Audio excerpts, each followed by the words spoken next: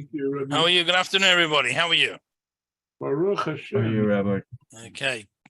The Kitzur Shulchan Aruch, the Abridged Code of Jewish Law, Chapter 1. Siman Aleph, Chapter 1. Dinei Hashkamas Haboker. The laws of waking up in the morning.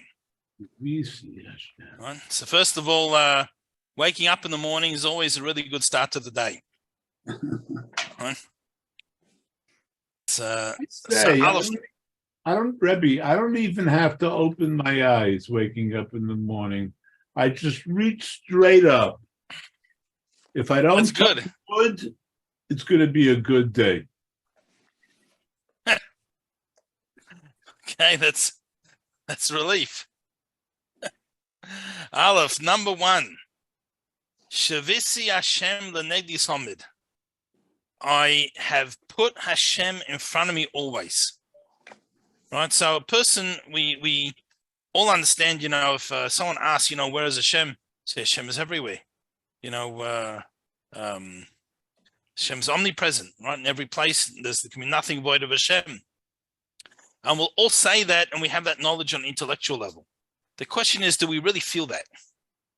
I mean, as we're going to say shortly, if a person truly feels that they're in the presence of Hashem, the behavior will be different, the whole conduct, the manner of speech, everything will be different about them.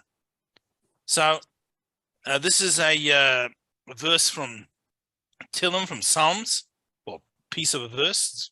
David Melech, you're learning about, said, and he got to a point where it's not just I say it, it's my reality. And we start off, this is really our goal, one of our goals. If we can make this not just an intellectual idea, but something that we truly feel, that I've literally placed Hashem before me constantly. Hu klal gadol b'Torah. This is a fundamental rule, for lack of a better translation, but principle for spiritual growth. B'mailas hatzadikim asher hoichel mifnei Elokim, and it is the attribute of the tzaddikim who they walk before God, so to speak. In other words, that they feel that. They feel that Hashem, it's not this they say Hashem is everywhere. For them, it's real. Now, what makes this such an important and fundamental principle for our spiritual development?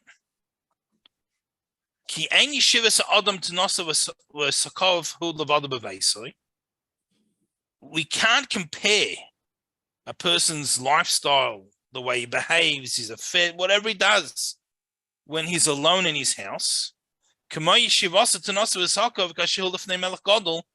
as to how he would behave and act when he's in front of a great king. Let's see, before we get to Hashem, a human king.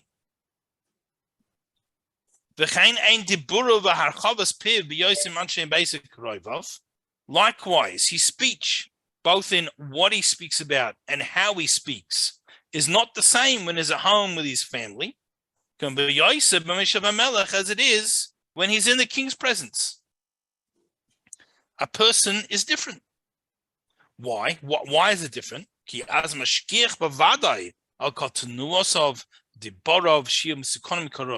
Because then, in the presence of a king, a person is going to take special care. He's going to be on top of himself to make sure that everything he says and does will be refined and appropriate and correct.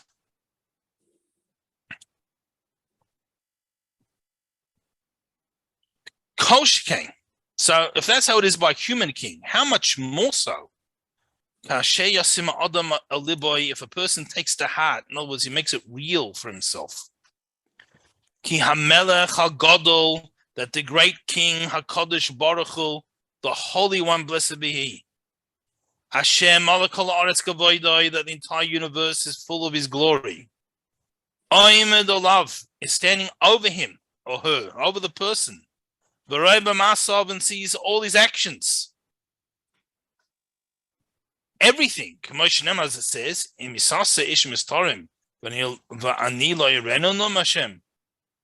can you hide in your hiding places and I won't see you, says Hashem. Right? So I can go in my private chamber, private room, and the king won't see me, but Hashem still sees me. Because don't I fill all the heavens and the earth?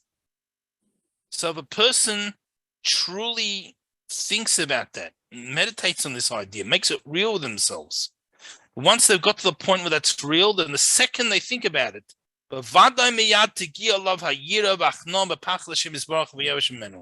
immediately they'll have a sense of reverence, and they'll be like submissive before the awesomeness of Hashem, and they'll be embarrassed to behave inappropriately. You know, when we're talking about the concept of Yiras Hashem, again, they often translate this as, fear of God. And we said in general, it means being for real. It's a better translation in most contexts. But even if you talk about the fear, a person who's afraid of punishment, that's a very low level of fear. It's a very simple.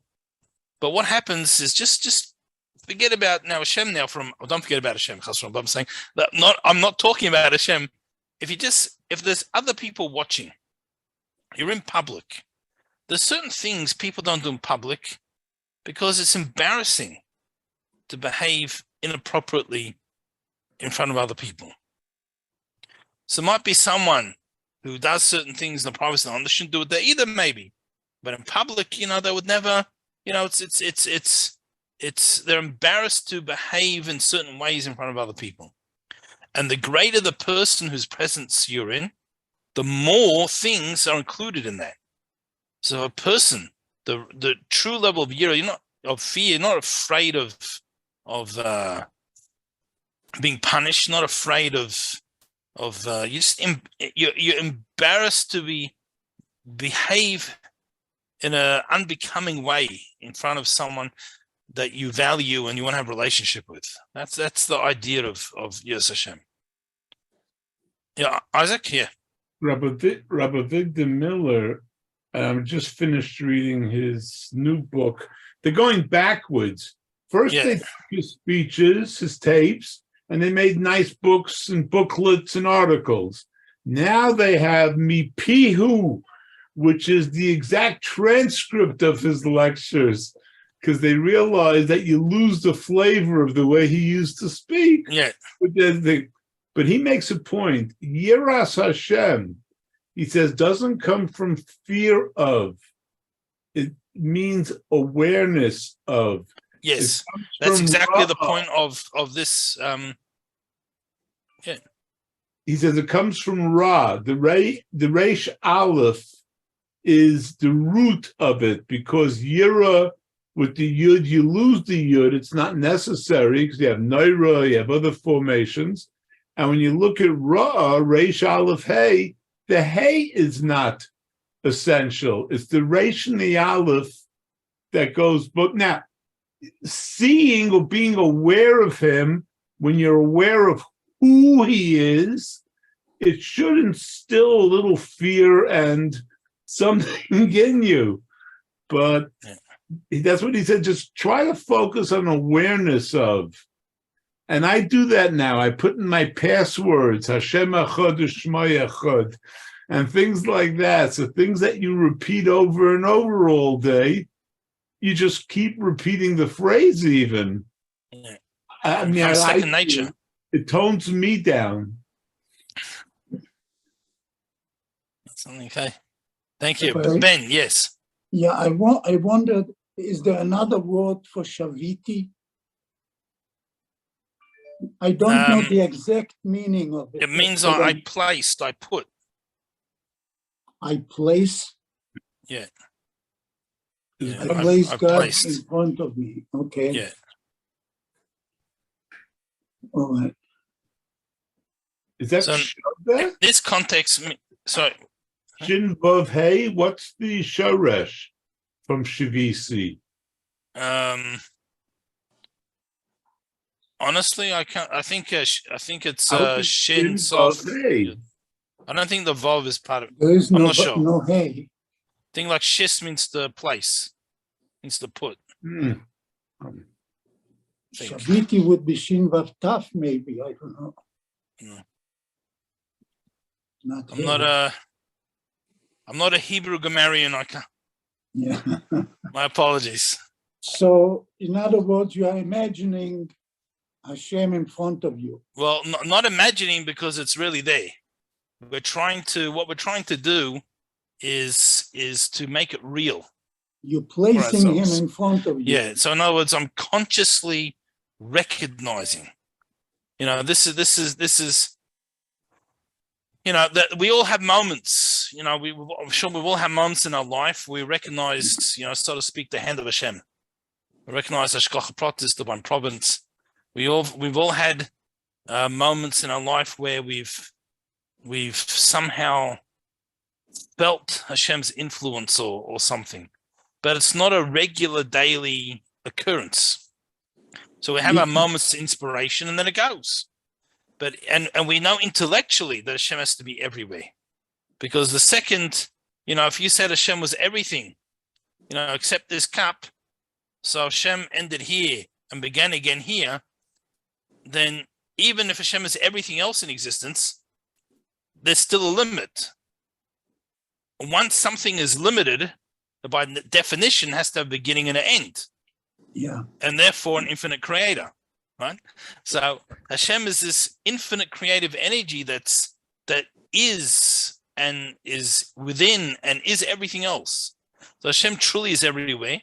We can understand that on an intellectual level, but it's like you have there was this I saw this You have a statistic one time. similar sentence when Adam and Chava were created. Ezer kenegdo. But there is a joke about it. Here you cannot joke about it. What's the joke? Ezer kenegdo. She's against him, whatever you do. Yeah. Okay.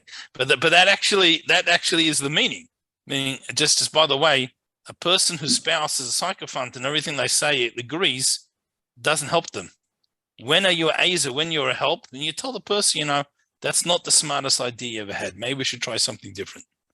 So a true helper sometimes goes against the person. That's not nastily, chas v'shalom, God forbid. But nicely, it's my wife has definitely saved me from some half-baked crazy ideas that wouldn't necessarily have ended out well. So that's how it goes. Right. So we're just saying before that I was going to. So we talked about Shaviti, but okay. It was just about making it real. So I was saying I saw an interesting article one time. I think we mentioned it once before that there was a whole conference of doctors who specialized in throat cancer, and 60% of the people in this conference smoked. Right, so most people will know that smoking is, God forbid, a risk of that, but they might not know how. These people are experts; they know all the details, or at least whatever details are known. But there's a difference between knowing something and a knowledge that actually affects your behavior. Right? In Hebrew, when we talk about, the Chochmah, Bin, and Das, which is translated as knowledge, doesn't just mean knowledge. Das is a knowledge that affects your emotions and all your behavior. That's what Das is. It connects the intellectual ideas to action and all feelings. And this is what we're trying to do over here. In other words, we know something. We know Hashem is everywhere. We've got that, in English, there's only one word, knowledge, but we have this information, but we want to make that das, that it's real. It actually affects how I feel, affects how I, and I mean, without getting too sidetracked, just something else, just illustrate the topic. It's a parable that, I should really find a more positive one rather than negative one. But, you have someone, the favorite food is, let's say, the chocolate ice cream, you just mention the word chocolate ice cream and they start to drool, they just chocolate ice cream, And then one day, someone tells him, there's this poison called arsenic. And he starts to tell him all about it. Very painful death, God forbid. And the person who hears it, he doesn't even know if the guy's for real. Maybe he's just playing a prank on him. Maybe there's really no such thing. He doesn't know. Yeah. And then one day, someone gives him a big bowl of chocolate ice cream. Oh, he loves it. If someone would try and take his bowl of chocolate ice cream, he would fight them for it. And then just before he eats it, someone says, oh, by the way, should probably let you know, I accidentally spilt some arsenic in the ice cream. Now, the same chocolate ice cream that 1 second ago he loved, and he would fight someone if they try and take it away, now he hates. And he's going to fight someone if they try to force feed him. It's the same bowl. It's just a piece of knowledge. Now, because it affects his life, that's why it became so easily affected his emotions and his behavior, because he cares about his life so much. Our goal, like in a statement, shavisi, I need to place, I place Hashem. It's not past tense because David Melech did it already. For us, we didn't get there. For us, it's future tense. Well, I can't speak on behalf of anyone else. For me, it's future tense. Still working on it. And the idea is that if we would really realize how Hashem is the source of our life and affects our life just as much as the arsenic, God forbid, obviously in a positive way, then we would make it real. And once we make it real, then it affects our emotions, our feeling, our actions, and affects everything. So that's number one. That's our goal. We need to try and have Hashem before me. And once you've done that, then as soon as you think about it, it's going to change your whole mindset. Base, number two. Now, not only when you get up, but even when you're lying on your bed, you wake up, you're still lying on your bed, you just open your eyes. You should recognize, and again, the expression of das means a knowledge that affects your emotions and actions, and you should know before whom you're lying. Now, miyad and immediately upon wakening, the first thought that comes to your mind should be you should remember, you should think about the kindness of Hashem that He's done to him, done to you, that He's returned your soul, which He was holding, and he returned to you that. And when you're exhausted, Hashem, in your sleep, deep sleep, and He's returned it to you brand new, regua, like refreshed, ready to go. In order to be able to serve Hashem, with all your ability the entire day. So the first thing we have to realize is the fact that I'm alive is a gift. Because it always happens, we often take it for granted. Rabbi Dr. Sachs, Rabbi Lord Dr. Sachs, I don't know which title comes first, but a brilliant man, brilliant speaker. So he tells us, I heard him a video telling a story that on his honeymoon, I think he went to this beach in Greece, and apparently he can't swim. But he saw there were these people that were out quite a bit in the water. They were waist deep. The water was shallow. And he also went out and he did whatever, had some nice time there. But when he was walking back in, it must have been that the ground was not, the even. And he stepped without realizing into a much deeper area, and he went under. And he couldn't swim. He's flailing there. He eventually passed out. Someone rescued him after he was already out. He thought he was going to die. And he made the point that for quite some time afterwards, so this feeling when he woke up in the morning that you're meant to have was so real for him. You know, if he appreciated life because he came so close, God forbid, to losing it. And you know, it shouldn't take, you know, us being in a situation like that to appreciate being alive. It's you know, it's my mother used to have a saying, I'm sure it's not her saying originated, but you know, although she's not excited about growing old, it certainly beats the alternative. Right?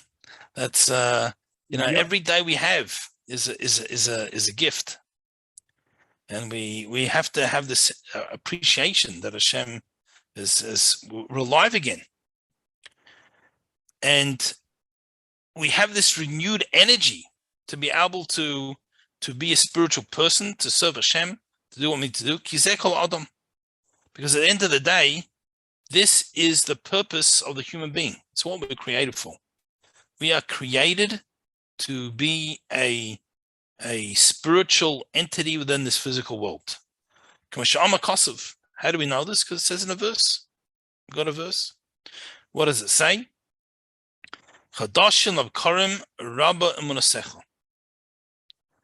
Says every morning,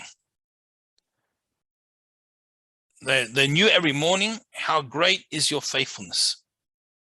Right? So how great is that Hashem has faith in us. Perish this means b'chol boiker, every single morning. Nasa adam bria chadasha. A person becomes a new creation. We're like created all over again. You know, a part of our soul leaves us. You know, again, I think we have mentioned this discussion before, but you know, we sometimes a person has a dream, and in the dream they're in a place where they didn't go, they've never been there before, or they dream about something that didn't happen yet, and they wake up. Sometimes remember the dream, sometimes they don't remember the dream. Then 6 months, 2 years later, whatever it is, we experience what we dreamt about. Right? Deja vu, as they say in English. Right? As English swallowed every other language. Right? We have a deja. How can that be possible? How can you dream about a place you've never been, or dream about something that didn't happen yet? And the reason that this happens is that our soul is a spiritual entity. A spiritual entity is not bound by the laws of physics. So time and space are not relevant to a spiritual entity. Our body is a physical entity. So our body can only be in one place and one time at any particular time. Right? Now, when our soul is enclosed in the body, Hashem made the system that when our soul is enclosed in the body, it becomes bound by the restrictions of the body. It's affected by our body. So it's now bound by time and space. If something happens to our little toe, even, never mind anywhere else in our body, it has an effect. A pain is felt by our soul. But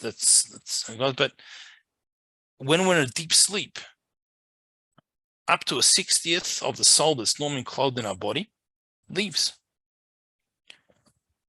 We're 1/60th dead, so to speak. Part of our soul is left. And once it's no longer enclosed within the body, it's no longer limited by the body's physical restrictions. So it can experience a time and a place that didn't happen yet. And then, so that's how it works. So this, when it comes back in, it's really like, it's not just chaos, it's a soul that we already had that returns. But the fact that it was out and it comes back in, it's like a reborn. It's like, it's really like being created, a new creation all over again. Yeah, Susan, do you have a question? No?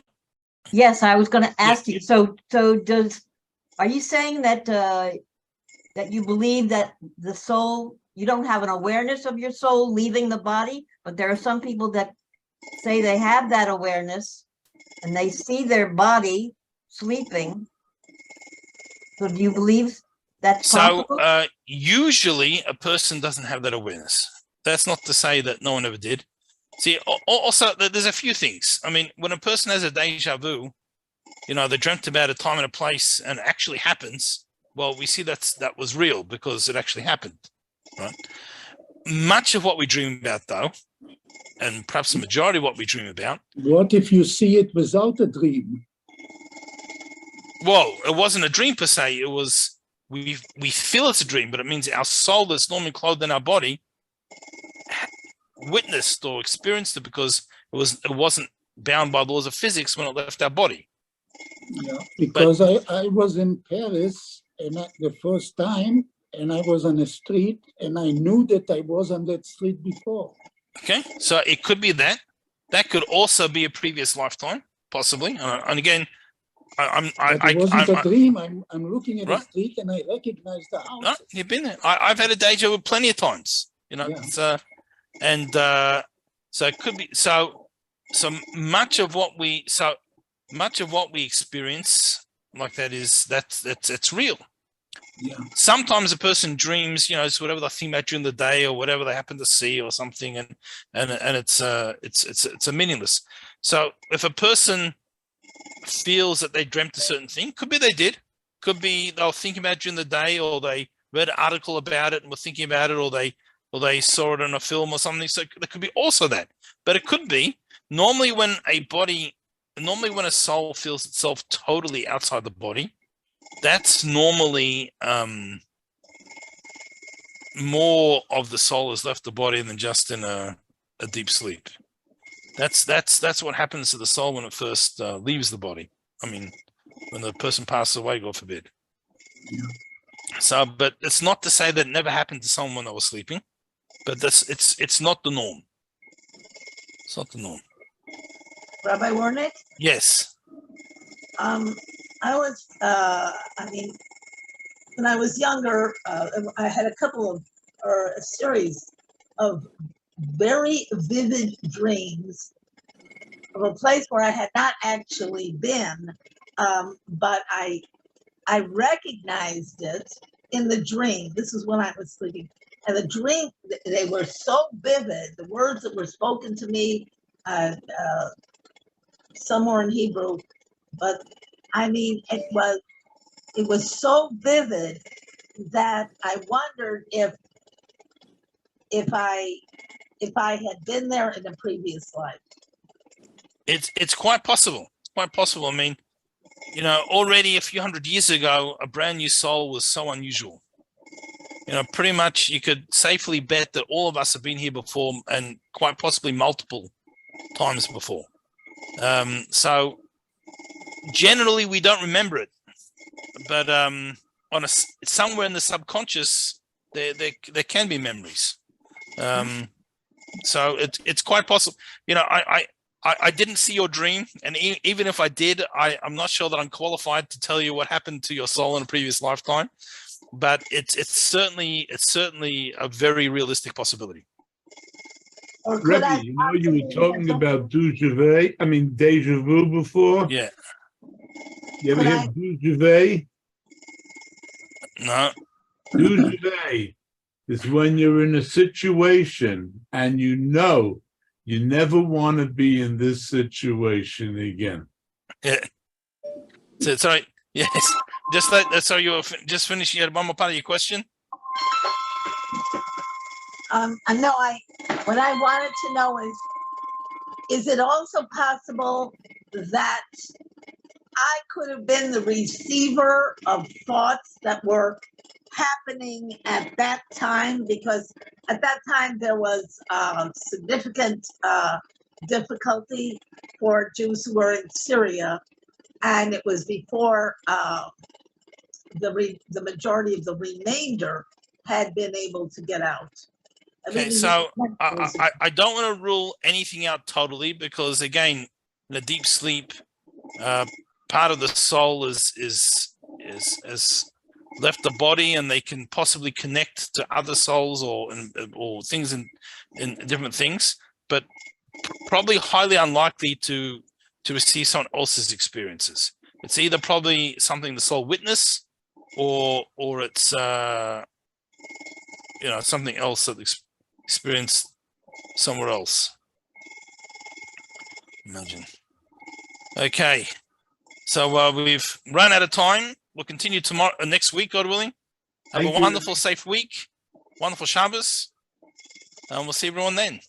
Thank you, Rabbi. Rabbi. Thank you. You're Stay welcome. Thank you, Take care. Rabbi. Oh.